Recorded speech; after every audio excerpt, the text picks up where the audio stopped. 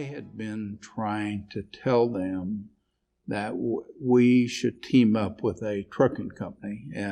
When you looked at all the transportation competition in the United States, we didn't need to go out and buy a trucking company. We had already owned one at one time that failed because railroaders don't know how to run trucking companies. Mm-hmm. And, you know, we didn't need to have a subsidiary. What we should do is team up with a trucking company. So actually McKinsey went to the marketing people at that time when they were on the property in '88, and they said, hey, you know, Haverty said we ought to think about teaming up with a trucking company. And they said, you know, the reason he's in operations is because he doesn't understand anything about marketing.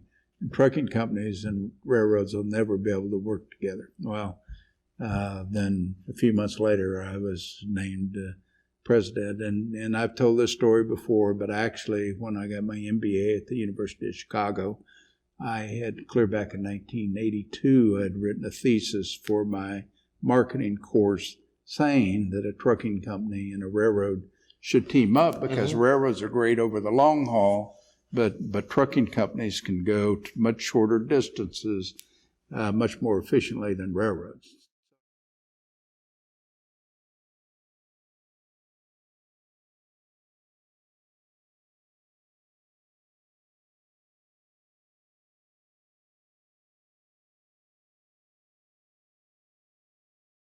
So anyway, we get out going through New Mexico on Interstate 40, which was literally 30 yards away from us. We're running 70 miles an hour, and we had a 3-man crew at that time. And these trucks out there were just almost bumper to bumper. And that was when they had the 55-mile-an-hour speed limit, mm-hmm. although they were mm-hmm. running faster than that. Yeah. But anyway, I said, and their jaws just dropped. They could not believe how much traffic was out there.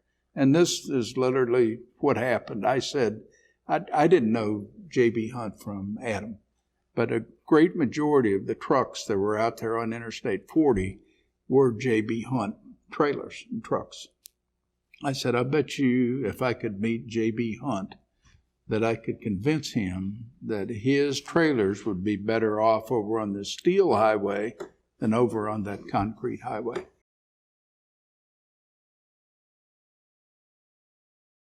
So he was going to come up to American Trucking Association, ATA meeting 2 weeks later, and he was staying at the Conrad Hilton right down the street from Santa Fe headquarters, and so I invited him up to take a train trip, and I went out to Corwith Yard and made sure everybody cleaned everything up because he liked everything nice and clean, and his drivers wore uniforms like UPS and so on, and they washed the trucks, and so anyway, we had everything gleaming, and we had the war bonnet locomotives on this intermodal train we were getting ready to take off on, and at the rear we had some cars on the rear, and then we put one of his trailers right in front of a business car so we could stand out on the deck there and watch that. Mm-hmm. And that trailer had rode. And so anyway, we take off out of Corwith, and Interstate 55 is totally backed up, bumper to bumper, and we're going 70 miles an hour and so on. Mm-hmm.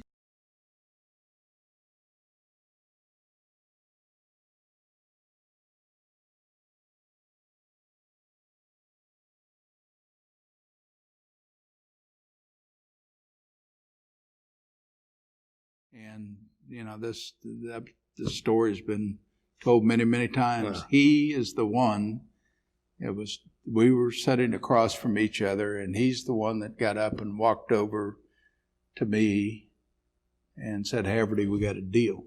And I said, JB, what's the deal? He said, I don't know. But he said, we're going to do a deal.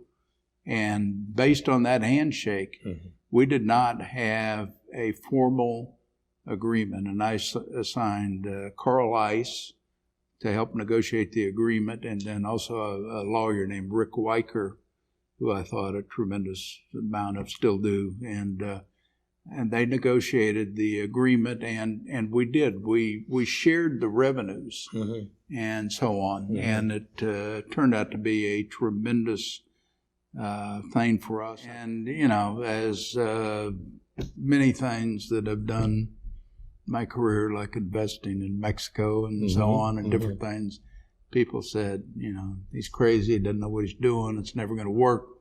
Trucking companies hate each other. Really reveled that this handshake, which occurred in, were you stopped at Galesburg? The train, it just was by total chance that it was going through Galesburg, and we were running from Chicago to Kansas City.